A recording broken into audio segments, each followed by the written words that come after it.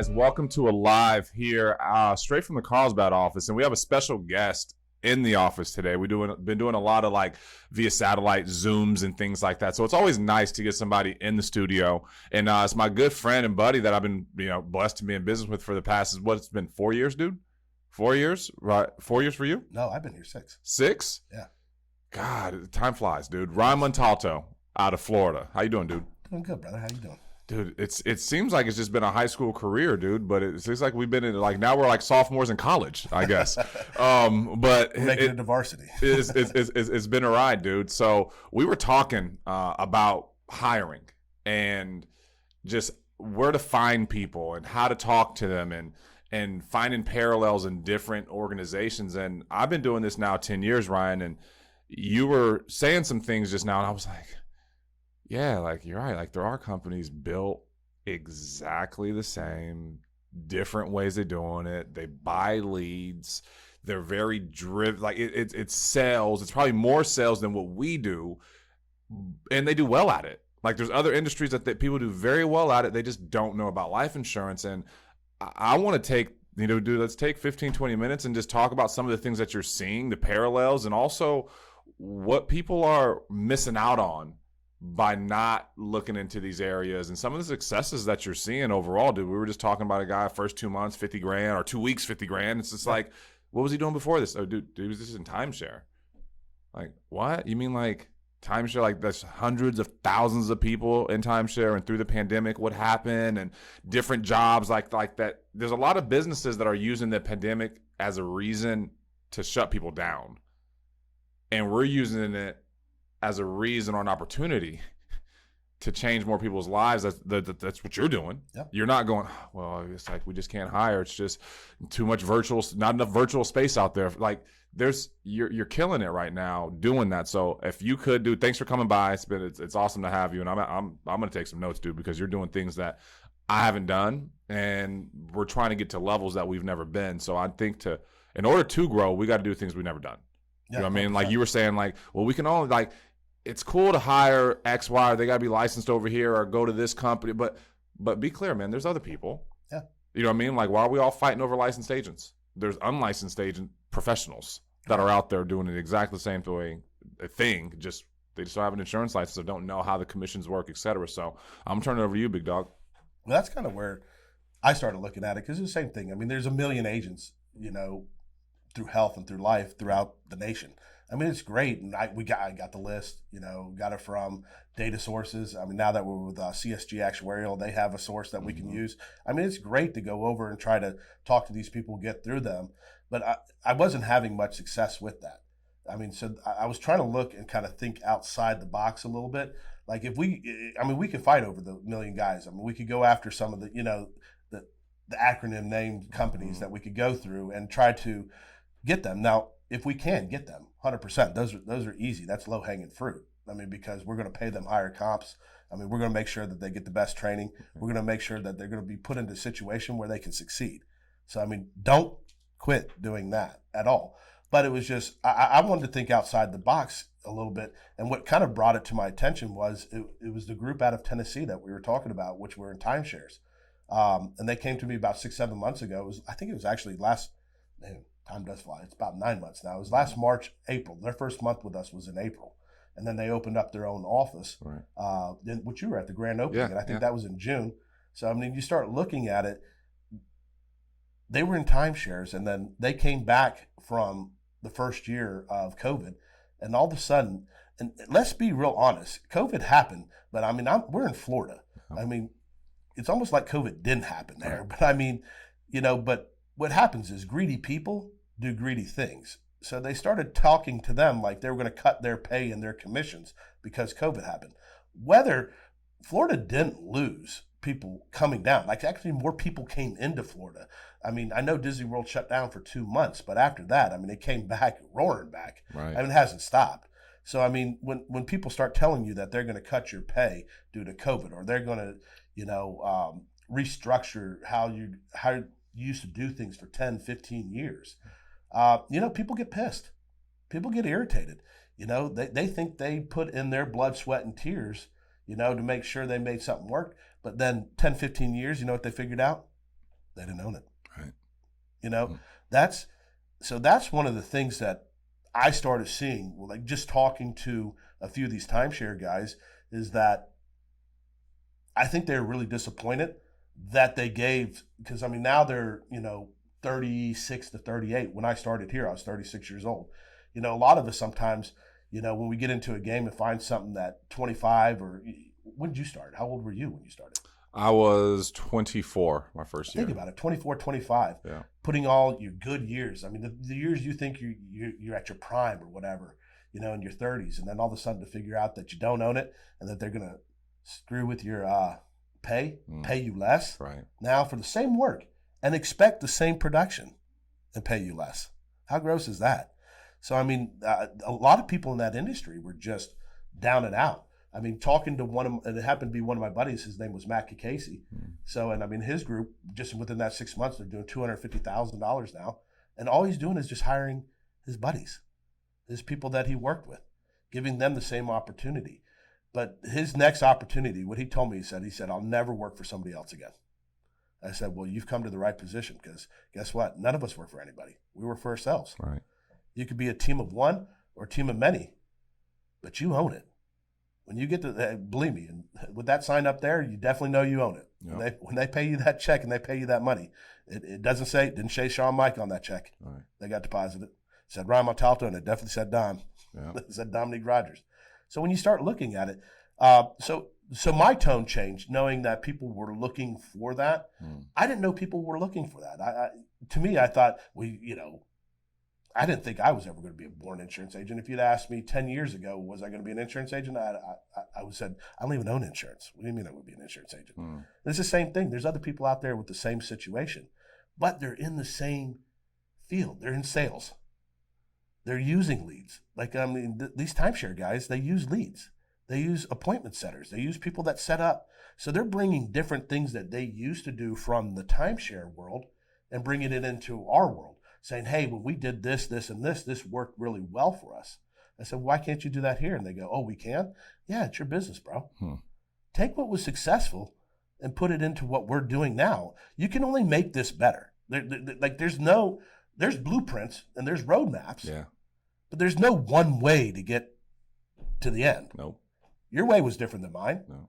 My way was different than yours. I mean, you could look at there's 19 partners now, right? Yeah.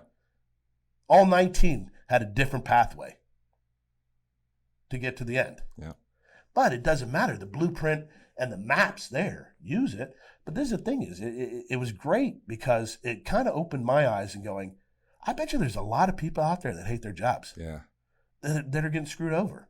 They're being told, we're going to pay you less now because we're making less. Whether they are or not. They're not opening their books and showing you they made less, right? Right. But because you don't own it. You know what happens when you don't own something? You have no control. If you have no control, they own you. Modern day slavery is working for somebody else. 100%. I just could never work for anybody. I was 23 and opened up my first restaurant.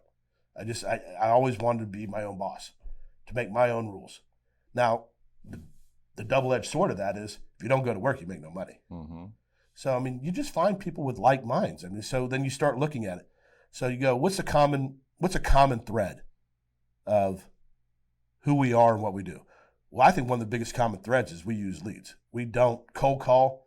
We don't go down the left side of the phone book. We don't hit our sphere of influence, our 10 best friends, our 10 family members, and then ask them to write down 10 people and then 10 people, see what that ripple effect to where you eventually don't get invited to Christmas or Thanksgiving or any other holiday because all you're going to talk is about insurance, and ask them to write down 10 of their best friends. So I looked and said, we don't do that. We work off of leads. What other industry that does sales works off of leads? Well, we named one, timeshare, right?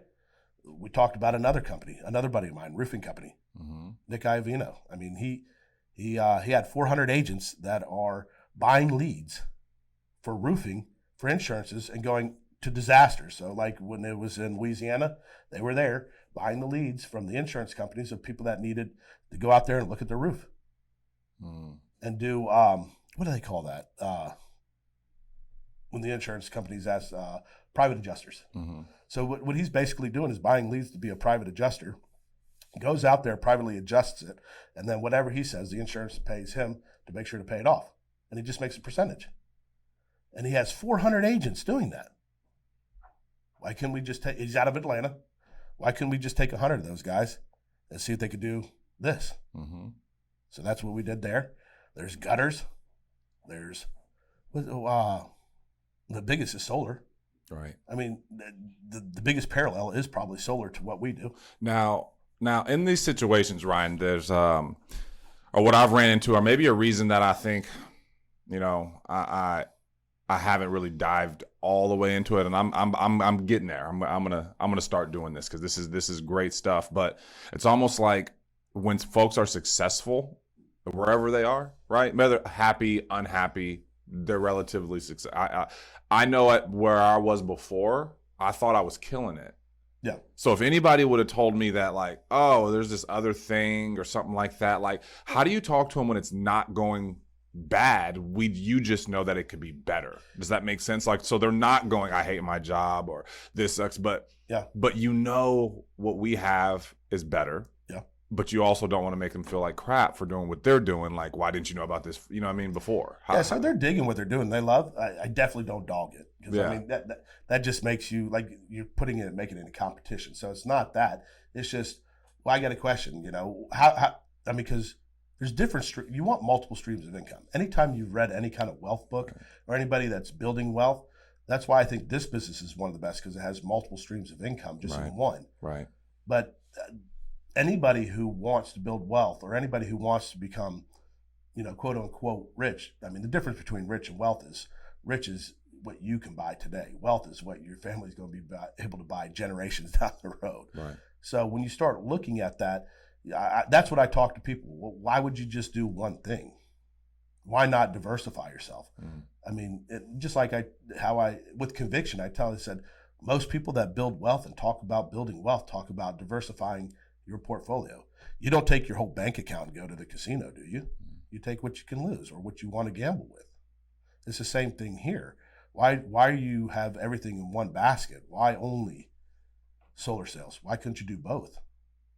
Like the guy in the roofing, he's not giving up his roofing company to do this, but he's going to diversify his portfolio.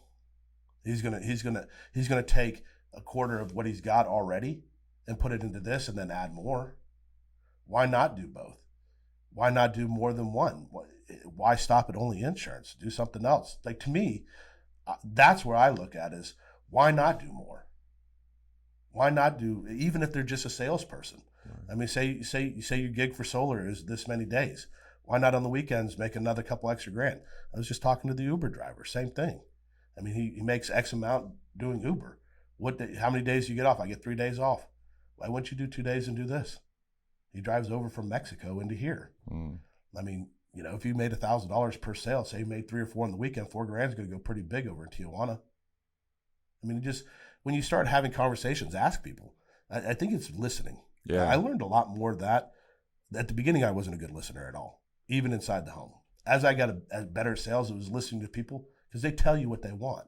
And it's the same thing when you're having conversations about jobs. I think people will tell you what they're looking, whether they're happy or unhappy. But this is the thing is, I mean, I'm looking for somebody that wants more anyways. Mm. I'm attracted to that.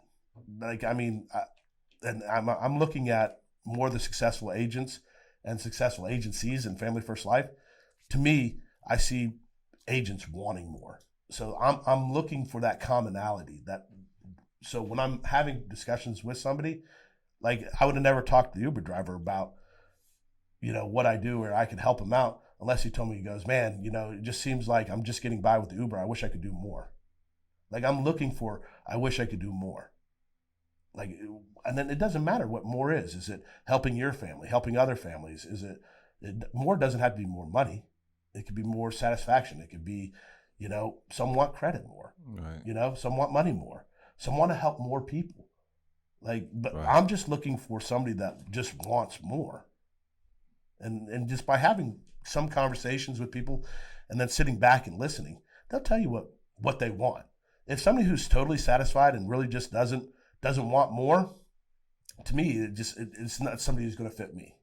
It's not going to be somebody that's going to fit what I'm trying to build and what I'm trying to do. Mm-hmm. Doesn't mean I don't at least give them the opportunity, but I mean, I'm looking for somebody who's hungry, looking for somebody who wants more, and it doesn't matter where they're coming from.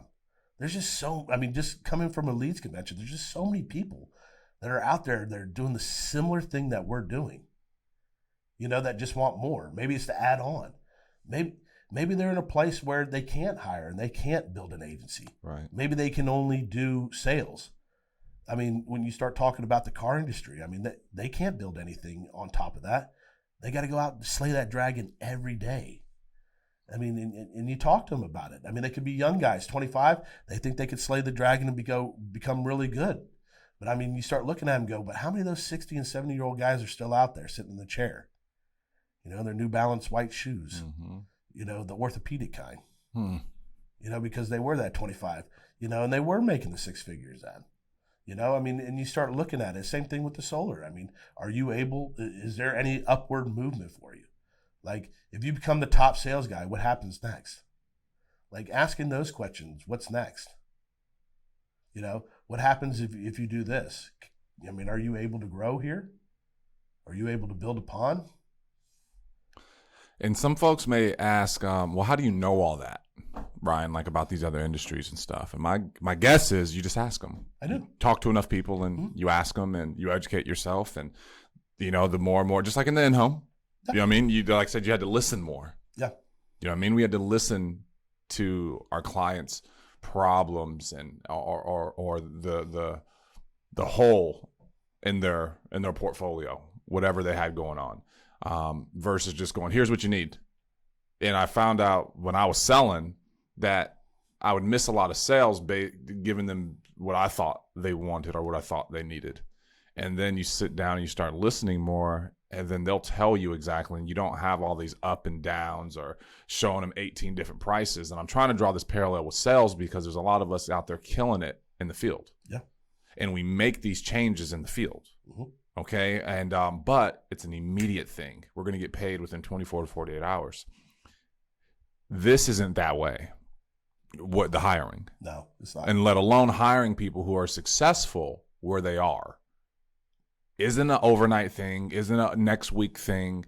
Pretty sure you talked to that guy at Timeshare for months, maybe. I'm just taking a guess, but talk to us about some of that, just staying true to the process during. So the Timeshare guy was like pretty this. quick, but let's go with the roofer. Mm-hmm. 1 year and a half before he pulled the trigger. Mm-hmm. So it has to be a drip. So when you talk about a process, when you start talking to somebody, no doesn't always mean no. And here again, a guy that wants more never says no either. He always says interesting or something interested, but not right now. He might not be in the right frame. He might not be in the right financial frame. You don't know where other people are, but I mean, when they say not right now, to me, I'm like, oh, well, that means, just talk, say, well, I'm going to be back out in Atlanta, say in 2 or 3 months. Why don't we grab lunch then? And then maybe we don't discuss it at all. It's kind of like dating. I mean, it's like, it's been a long time since I dated. So, but I mean, it was the same thing. I mean, if you slobbered all over, the girl or, gave her puppy dog eyes and, went after it, it's like, you didn't get that girl. But the one you played a little bit harder or you played more of the long game, you end up marrying that one.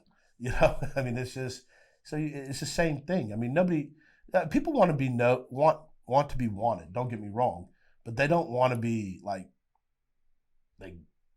what's that word I'm looking for?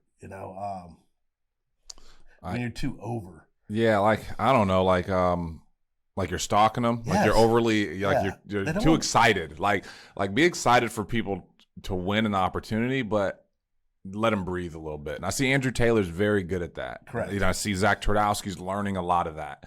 And you're doing you're doing it. And I'm like, dude, there's a lot of these groups and things and people that we're seeing, whether they're in insurance or not, that have influence coming in because we're not trying to just do everything in one, in one swoop. But this is the thing is too, though, what you got to understand is though, like, and I got it. Like when my agency was just me, I was desperate. It's the same thing inside. You want to do the correlation? Yeah. When you're desperate and you have that insurance, that commission breath, Like, how many sales are you going to make? Right. And you got one appointment on the day or two? Yeah. But, now you do 30 to 40 appointments in a week. Like, what's your attitude? Like somebody wants to give you a little bit, a little bit of lip or a little bit of pushback. Yeah. Like, it's okay because you got more appointments. Help the people you can help. It's the same thing here. If you're only talking to one person a week, of course, you're going to be desperate. Yeah.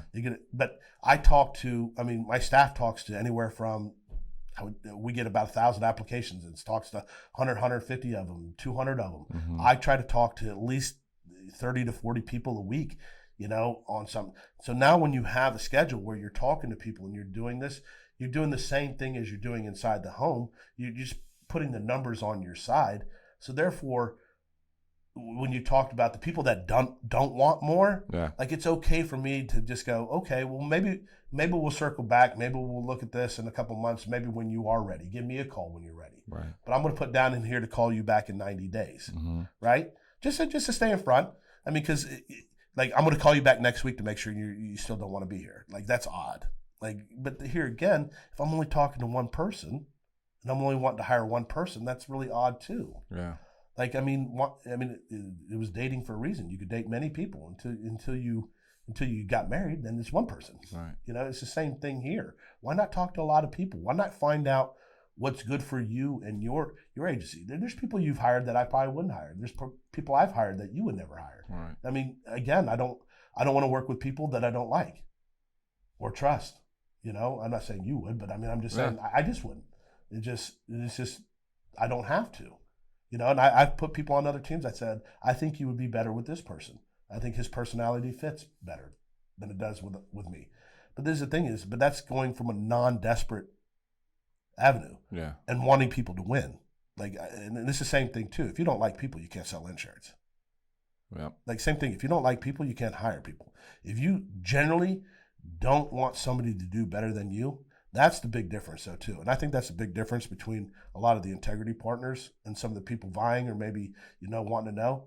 Some people only want, and believe me, I used to be selfish. I used to only want me to win. But as it slowly changed and wanted more people to win, my business changed. And then when you're cheering for them more than you're cheering for yourself as a manager, you're starting to make it. Yeah.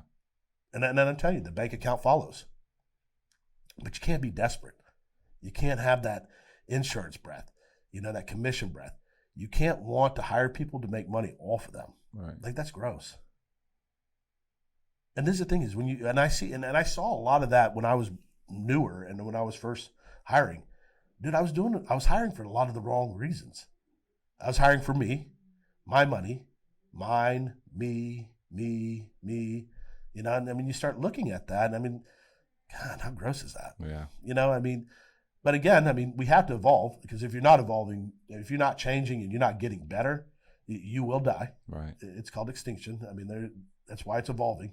Things that don't evolve eventually die. So, you have to evolve. But if you're looking at it, you talk about listening. It's easy to listen when you care. Yeah. When you don't, when it's all about me and all about you, dude, when it's all about me, you're never listening. You're telling. You're talking to people, at people. When you start having conversations with people and start listening to that's when you start hearing what they want. Do they want more? But you have to care. And then when you hear that they want more, you have to listen to what they want more of.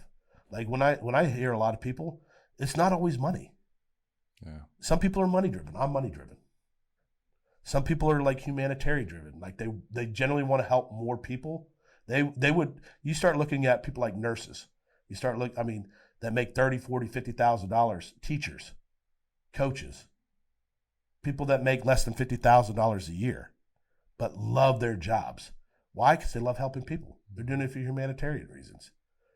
Some people do it for the money. Some people do it to help others. The third one is time. My brother is a totally time-driven person when you start looking at it. And that's how I kind of started basing and started listening to people, was trying to help me to put them in categories so I could talk to them. When I talked about my brother as a time-driven person, time. He wants more time with his family. He'd rather work harder 5 days a week so he could have 2 days off with his family.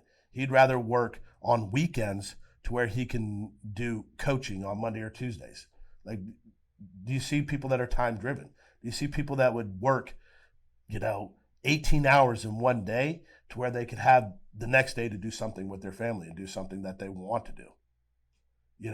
The job to them is just an ends to the mean. It's just they're paying the price so they can have more time to do something else, whether it's fishing or hunting or So I mean, you start looking at that, and when you start having real conversations with people, you'll get those. You'll get more in depth. It's not surface layer. It's not, hey, how are you going to help my team make me money? It's, hey, how am I going to help you achieve what you want? Is it money? Is it time? Is it just because you just love people and you want to help more people? I don't know, but I mean, when you start to stop and start having those conversations, I think that's when you start to personally start growing too. Because when you can start figuring out what people are looking for and then help them do that, that's the gratification I get. Mm. Now, does it help my bank account in the meantime? 100%, because I'm a money-driven person. But knowing that my brother gets the time with his family that he wants, that he never could with the restaurant. Right. These coaches that we hire, knowing that they still get to help and they still get to coach. I mean, I look at Leslie, who has teams with young kids on there, and he still gets that gratification of helping those young people. I mean, and Leslie's not even on my team. I just watch it from a bystander point that he gets to still do what he loves. When you look at that stuff, I mean, I'd put you as a coach. I think you generally like to help the people and like the coaching aspect of it. I mean, it probably just coming from a point that you were coached for a long time. I don't know. It could be something that you give it back, but just talking to you, I find doesn't mean you don't want the money, doesn't mean you don't want the time. But to me, I find you're more of a coach driven. I think Killamat's more of a coach driven person. I mean, when you start looking at it and you start figuring out personalities and if you help them and you kind of figure out their personality a little bit by asking good questions and listening, I think that's what helps you get people going. And that's what helps them. Like, there's a lot of agents who are like, why hire and this guy never gets going? Yeah, I have that issue too. But you're not speaking his language or her language. Yeah. I mean, their language. Yeah. So listen, talk to them. What do they want? How do they want to go?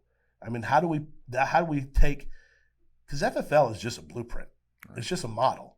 It's not the end all be all. It doesn't mean it can't change. It's the model that we have, the blueprint that we help people with. They have to put their imprint, because it's their business. They have to put their imprint into this blueprint. Dude, this is solid stuff, Ron, and I appreciate the time today, dude. Absolutely. We need to find what makes people tick. And first off, I think we need to know what makes us tick. I think there's a lot of us that don't even know what makes us move 100%. or why we do it. Yeah. You know what I mean? Is it money? Is it time? You know what I mean? Is it what was the third one? There was another one. Money, time, like humanitarian. Yeah. Okay. Is it a combination of both? Is it a little bit more than the other? But I think most importantly, once you find that out, what I'm hearing from you, man, is listen to other people. Don't be so quick to fix. And I think I'm speaking to myself.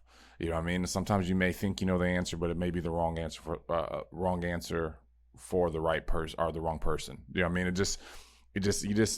But I think through listening, man, you can't miss, and you'll be able to help people get to where they want to get to. So, dude, I love it, man. Thanks for coming by. Anything you want to share to close this thing out, brother? No, man, just get in the game. I mean, if you've never hired anybody, try it out. It's just as easy as selling. I never sold insurance before, and I sucked at it at the beginning, and got better as it kept going on. It's the same thing. If you've never hired, you're going to suck at the beginning. Don't worry. It's okay. No, it's okay. Just keep going. If you want to build a business, this is the quickest, easiest, and best way to do it through the FFL Blueprint. I appreciate you having me on, brother. No doubt, man. Later, guys.